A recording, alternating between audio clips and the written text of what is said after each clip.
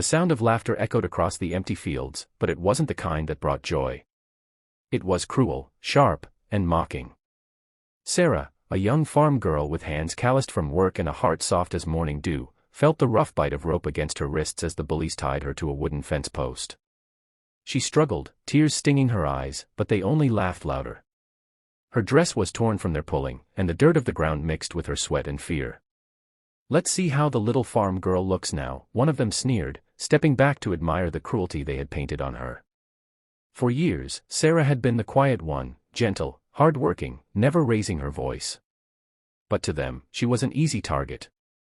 They had stolen her animals, mocked her poverty, and broken her fences. This time, they had gone too far. Sarah's heart pounded not for herself, but for what her husband, Daniel, would feel if he found her this way.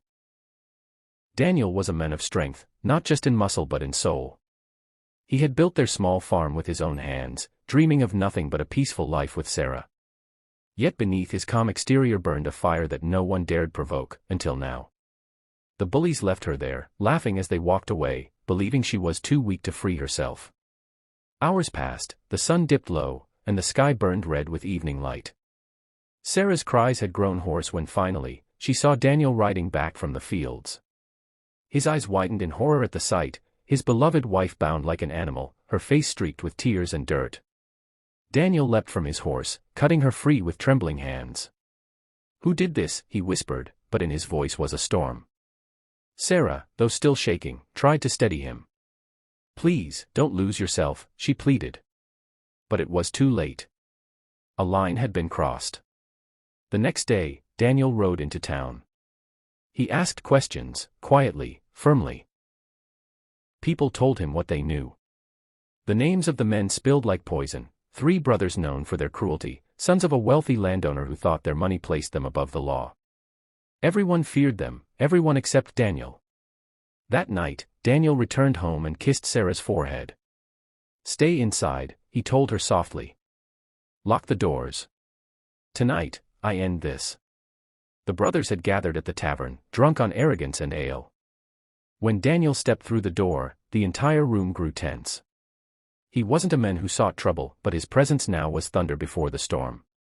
"You tied my wife to a fence," Daniel said, his voice low but heavy with restrained rage.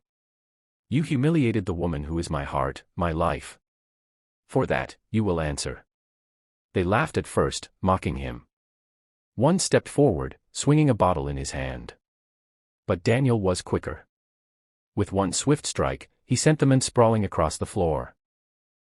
The tavern erupted in shouts, chairs scraping as people backed away. The second brother lunged, but Daniel caught him by the collar and slammed him into the wall, his words seething through clenched teeth. "You will never touch her again. You will never touch anyone again." By the time the third tried to run, Daniel had already blocked his path. He didn't strike him, he simply stared, the kind of stare that strips the soul bare. "Tell your father," Daniel said, "that no wealth, no land, no power will protect those who harm my wife." The 3 men, once feared, now lay broken and humiliated. Word spread quickly across the town.